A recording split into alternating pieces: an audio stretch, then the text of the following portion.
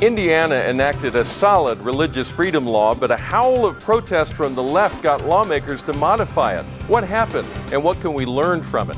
This is the CitizenLink Report. Hi, I'm Stuart Shepard, along with our President, Tom Minery, and our VP of Strategy, Paul Weber. Hi, Tom and Paul. Hello, Stuart. Hey, Stuart, how are you? I'm good. Tom, let's start with you. Help us understand what happened in Indiana. Indiana passed a very good, very necessary religious liberty law to allow people a day in court if they believe their religious freedom has been impinged upon by a government action or an individual private action.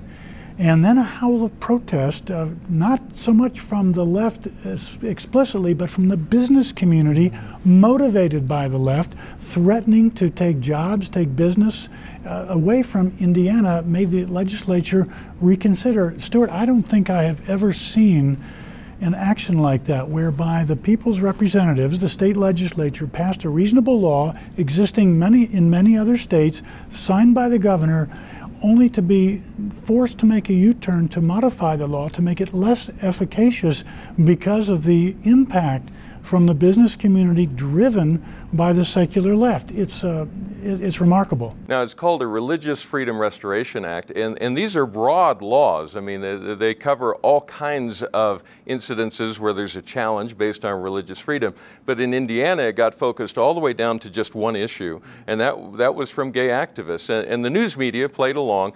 Every story that I saw, every interview that I saw, every question was based on this assumption that this provides a, quote, license to discriminate. Tom, what's the truth? Governor Mike Pence did a good job trying to explain what the law is about and what it is not about. I wish he had been more clear precisely on that point in answer to the question, is this a license to discriminate? The fact is, it certainly is not. As I mentioned, it's a license to be able to show up in court to make your claim before a judge that someone is forcing you to, if you own a business in the wedding industry, for example, to cater to a same-sex wedding that you don't believe in, then you can lay before the court your belief in your religion, and then the government can come in and contribute its compelling reasons why you must be forced to adhere to the anti-discrimination law, and then you get a chance to argue it out, and the judge decides. So it guards your right to show up in court, is all this law does. And as you describe it, I mean, it strikes me it was placed one way in the conversation, but the reality is it is protection against discrimination against Christians, Christian business owners, florists, cake bakers, photographers, whomever they might be. Well, it is, and when you think of who is stacked against whom, those kinds of people you just mentioned are small business owners. Some of them have a few employees, some of them may have 10. Those people who do floral work, who cater weddings, people who provide cakes and other food for wedding receptions, pitted against big business. The NCAA expressed its concern about holding the Final Four in Indianapolis during this controversy. Major stars, millionaires said, wait a minute, we should not be doing this in Indiana because of the chance that somewhere, someday, some grandmother who has a florist shop is going to decide she doesn't want some business. It doesn't seem fair, and it isn't, Stuart. Yeah. Paul, CitizenLink has been very active in helping to get these laws passed around the country. Give us an update on how that's going. Well, Stuart, thank you very much. CitizenLink is all about inspiring biblical citizenship, and that's exactly what took place in the state of Indiana, where the issue of religious freedom, Tom and Stuart, was first and foremost cast in the national spotlight.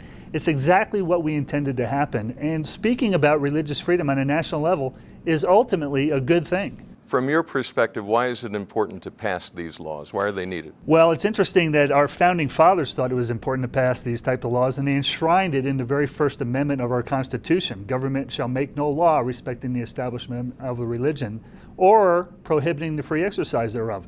The founders understood it. We understand it.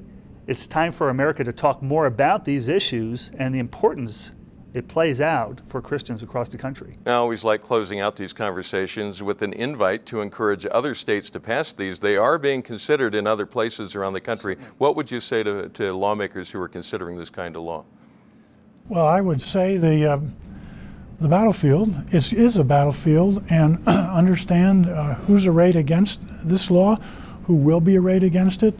And we've been telling those activists around the country who want to push these laws, talk to potential opponents. See what you can do to help them understand what the law does, what it doesn't do, before the headlines start being released and before the newscasts start misinterpreting the law as it did in Indiana. Although even after the fact in Indiana, we saw the shock of the opposition, and we realize it's a difficult terrain out there, and it's going to get worse probably when the Supreme Court issues its decision on marriage in late June.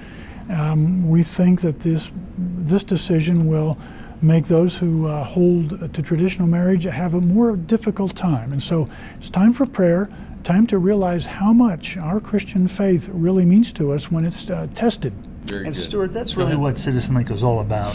We're about strengthening our association, our alliance with 38 state-based organizations all across the country. We're about coordinating the activities and the strategy that they imbibe in all across the country.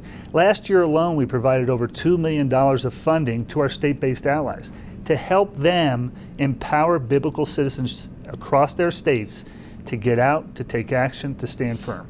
Very good. Paul, Tom, thank you. Stuart, thank you. Thanks for showing up today, and thank you for watching. We always appreciate hearing from you. You may write to us at mail@citizenlink.com. Remember to pray for state lawmakers as they consider Religious Freedom Restoration Acts. Pray that they will have equal measures of courage and wisdom. And remember to stand tall and be heard.